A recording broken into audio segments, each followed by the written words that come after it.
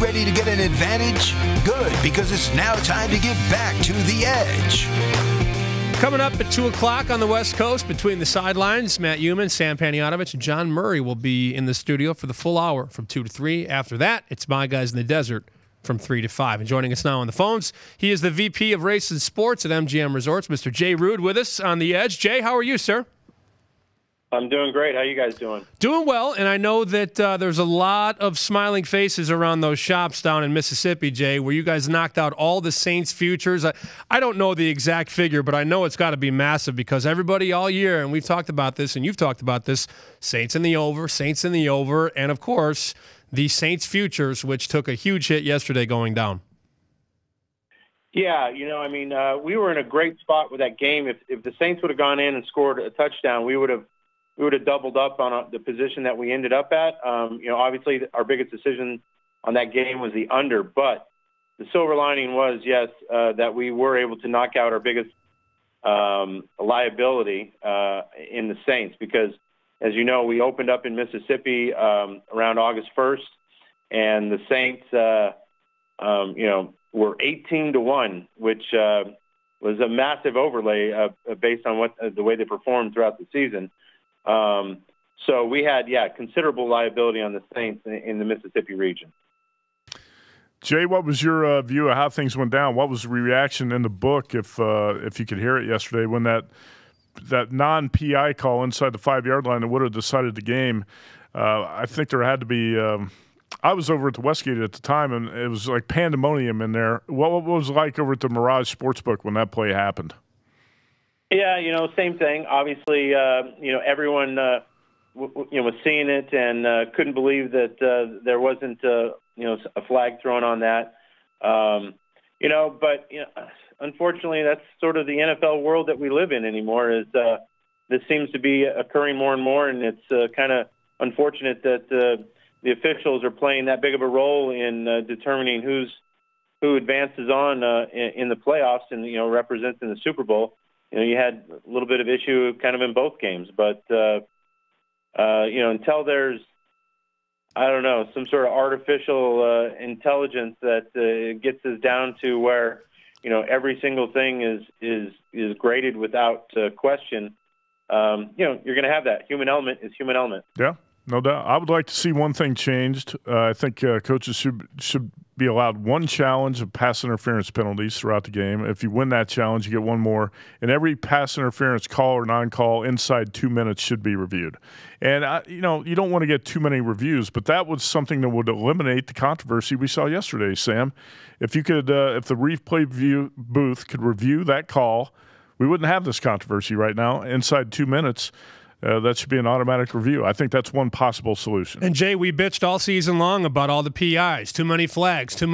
But at the most inconvenient time, for those of you that had the Saints, how do they miss that call, Jay? How do they miss it?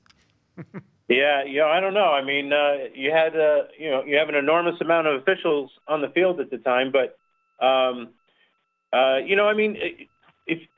if you're able to review whether a catch is a catch for 25 yards. Right.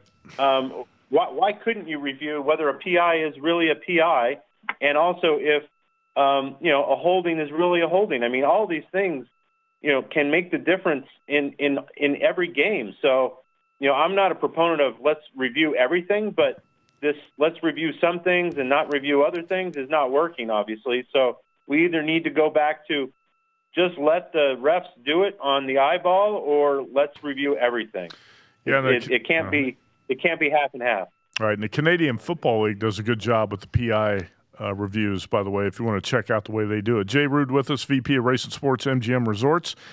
Jay, what was or how bad a beat was it yesterday, and how was the decision for you on the total in the Patriots-Chiefs game? You had 38 points scored in the fourth quarter, 44 if you include overtime, for that game to get over the total 37-31.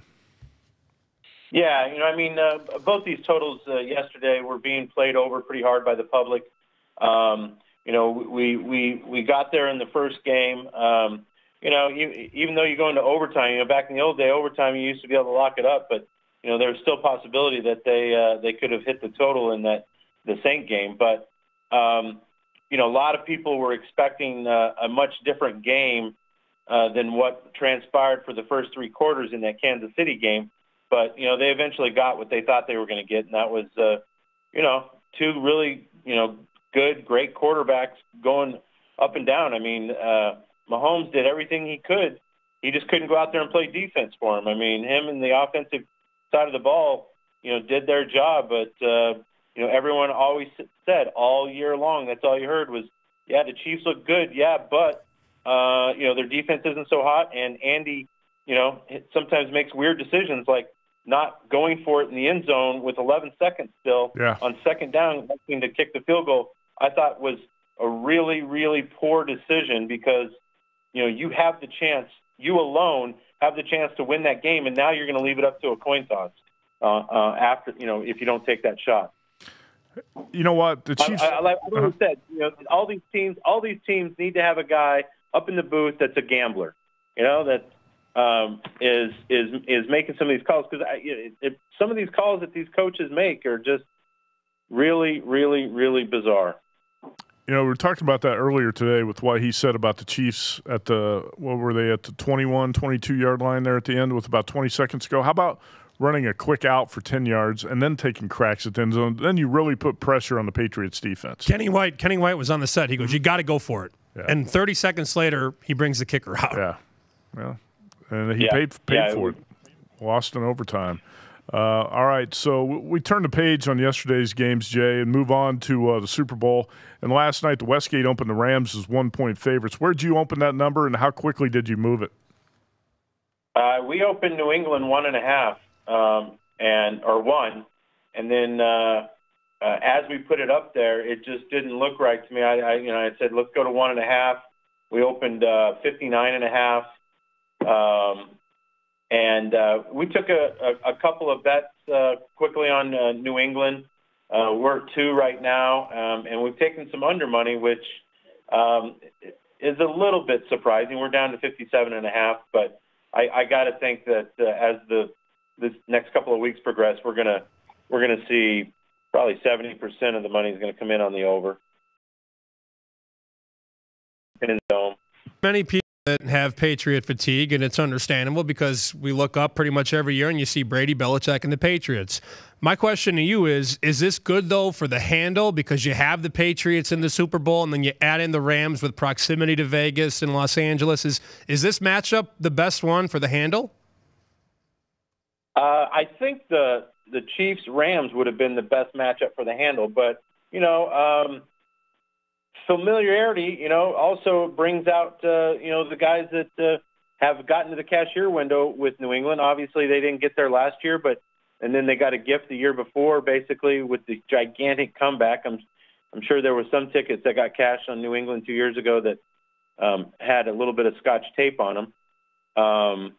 But, I think it's a good base. I mean, New England, there's a lot of fatigue, but I think the storyline between the new young coach and, the grizzled, veteran coach is a good storyline. And, it was kind of what happened with the first time that New England and the Rams played and the Rams were a 14-point favorite. Belichick was sort of just, everyone kept thinking he was, this defensive genius, yada, yada, yada. And, eventually we're going to break out and, they got there. So who knows? We might see a turning of the page and, the Rams could be on the next 10-year, dynasty sort of thing. But it should be interesting. I think it'll produce a really strong handle. You got to remember, though, we had an individual running around last year that probably boosted up the handle a little bit. So if he's not around, which I have not seen that individual in some months, we're going to have to make up some handle from him last year. So even if we're flat, that's going to be a growth. If I remember right, I believe that you took $3 million in Eagles bets from that guy at MGM Resorts. Is that right? That's correct. Yeah. Okay, and I think there were two other $1 million bets placed on the Eagles at William Hill. So did have some big bets on the Super Bowl last year in Vegas. What do you anticipate you see in other spots, Jay? I mean, other states where sports betting is now legal on the Super Bowl. Are you going to see some big wagers in those states? How do you think the handle is going to be? It's kind of a guessing game, right? Because this is uncharted territory. Yeah, uncharted territory. But if we would have gotten the Saints in, Mississippi would have been off the charts. Yep, I think. Yep. Because we had really strong handle on the Saints. Yesterday we've had really good handle to them all year down there, and I think it would have just been a frenzy, to be able to host some parties in that region and be able to have the player that reads the story, but didn't engage with the illegal bookmaking operations offshore. This would have been their opportunity to be able to back their team, in their region. I think it would have been outstanding.